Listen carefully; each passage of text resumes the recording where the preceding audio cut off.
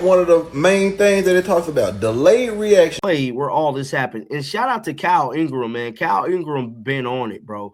So this is the play right here, y'all. An act after the foul.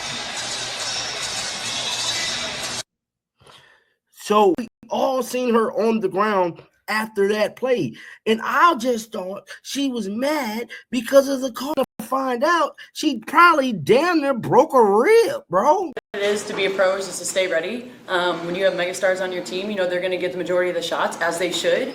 And we're building consistency to these types of efforts. Now, we're not always going to, shoot the ball the way that we did, but I thought we found the. And to either of you, just how can you take this momentum into... This video opens by comparing what happened between Chelsea Gray and Caitlin Clark to the Alyssa Thomas incident a few weeks earlier. And I want to slow down right here before we go any further, because the two situations are not actually the same. Thomas's contact was reviewed and upgraded to a flagrant 2 with a suspension. Gray's play was also reviewed by officials for a possible hostile act, and the review upheld the original call, a common foul on Clark, not on Gray. That distinction matters for everything that follows. Look at this right here, bro. How do you make that up? She's clearly into her body, and Caitlin just standing there like a shield, trying to endure the physicality that is coming her way. This is so jacked up, bro, on so many levels, dog. Now, I have not watched this press conference. Now, Sophie Cunningham talking to the media or whatnot, her and Aaliyah Boston. Now, something I've been noticing is that they've been keeping these press conferences kind of short. They ain't been talking long at all. This one only like 2 minutes. Let our defense spark our offense, and then offensive. Here's Chelsea Gray's actual quote, in full context. She posted a screenshot of a message she received after the game and wrote, "People act like we just make this up, and the audacity to tell us as athletes to shut up and dribble." That phrase wasn't Gray being dismissive of anyone. It was part of a message directed at her that, according to her own account, also included a racial slur. That's a real person disclosing real racist abuse, and it deserves to be treated as exactly that, not brushed off as playing victim.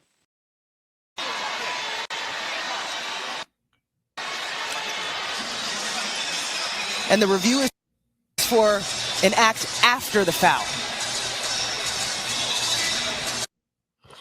So we didn't see, and look at her face. Look at her face after. So from the footage, so that shot was shot by either a courtside reporter or somebody there, because we did not see that angle on TV. I don't see anything after the foul. This video includes a breakdown clip trying to explain the physiology of a liver shot, to argue Clark's reaction proves she took a devastating blow. I'll be straight with you. That's a lot of dramatic packaging for a play that officials reviewed in real time and didn't escalate. Real medical explanations for combat sports liver shots don't automatically transfer onto a basketball elbow to the midsection during a drive, and stacking that kind of language on top of a common foul is exactly how a routine basketball play gets inflated into something it wasn't ruled to be.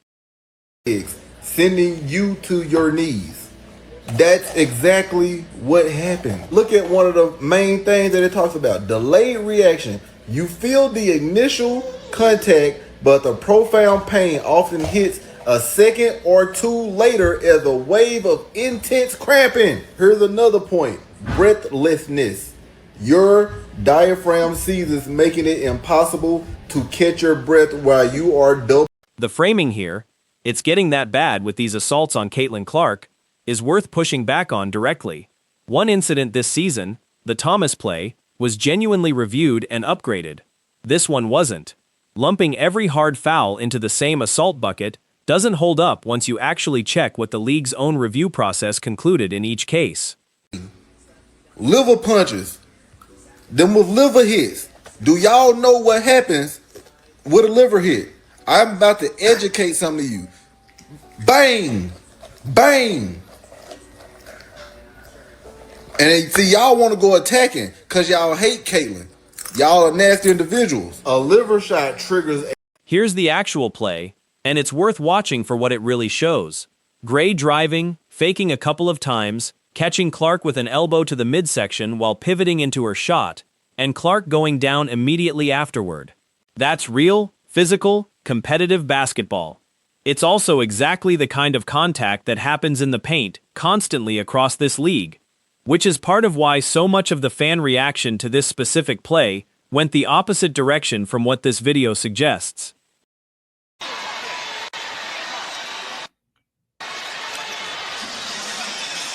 And the review is for an act after the foul. So we didn't see, and look at her face. Look at her face after. So from the footage, so that shot was shot by either a courtside reporter or somebody there, because we did not see that angle on TV.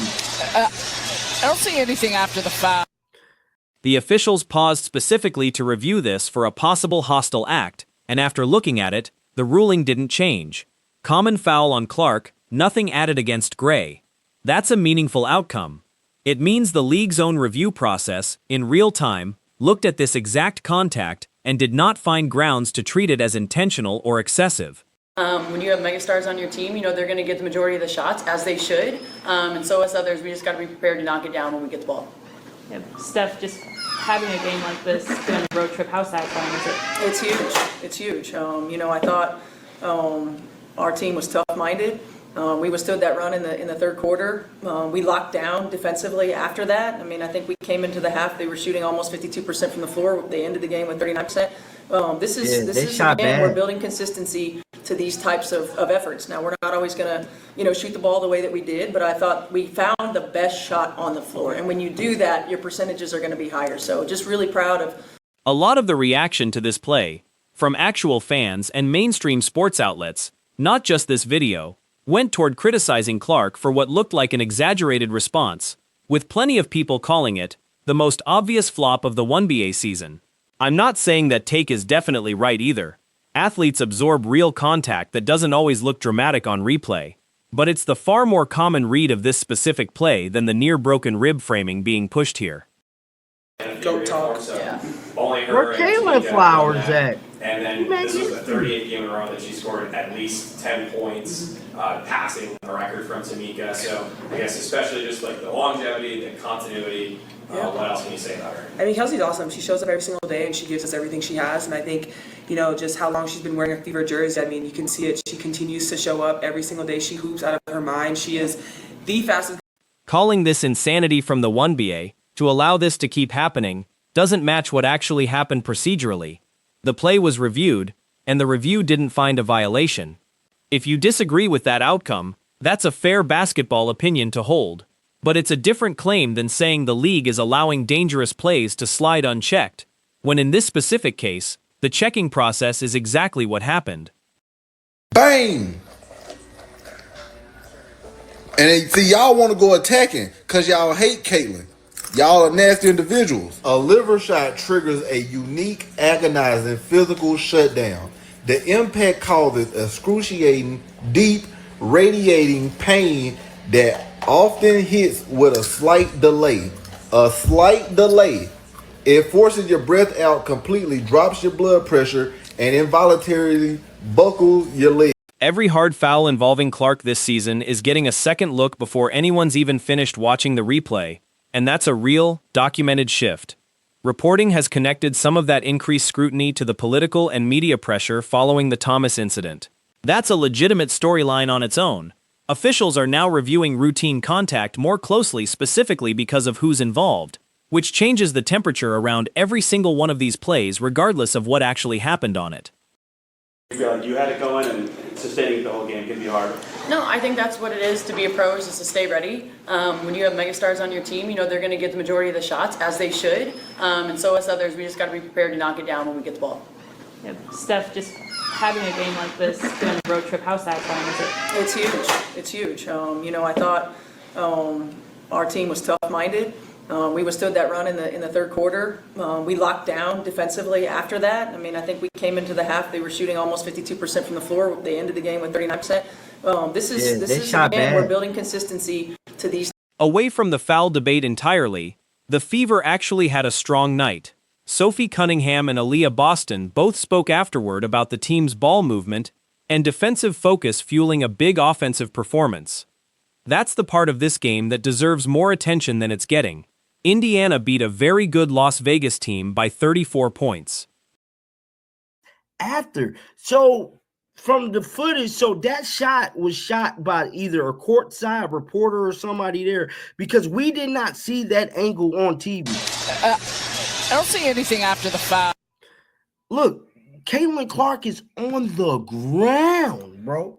On the ground. Now we all seen her on the ground. Stephanie White's real postgame comments focused on the team holding Las Vegas to 39% shooting after they'd shot nearly 52% in the first half. That's a legitimate, well-earned defensive story from this game, and it's a much bigger factor in the final score than any single elbow in the second quarter. Clark tried to fight through it because she tried to stand up there and fight through that, but she immediately probably got the wind knocked out of her, bro. Look at this. Boom. Bow. Diabolical, bro. Insanity from the WNBA to allow this to keep happening. Oh, and knee to knee bone. Oh my God. Damn. See, guys, it keep getting worse. Every game, it keep getting. And on a purely positive note, that got buried under all the foul discourse, this was Kelsey Mitchell's 300th career game, and her 38th straight game scoring at least 10 points, breaking a franchise record. That's a genuinely impressive milestone for a player who doesn't always get the spotlight, and it deserved better than getting drowned out by a manufactured controversy over a routine foul call. Your offense does go. That's how quickly can you tell that you guys are playing the way you want when it's coming? Yeah, I think you can tell right away. I think for us it's about making sure that we stay consistent through 4 quarters. Sophie, that you were on fire today, obviously. When did you feel like you had it going and sustaining the whole game can be hard? No, I think that's what it is to be a pro, is just to stay ready. When you have megastars on your team, you know they're going to get the majority of the shots, as they should. And so as others, we just got to be prepared to knock it down when we get the ball. Yeah, Steph, just having a game like this,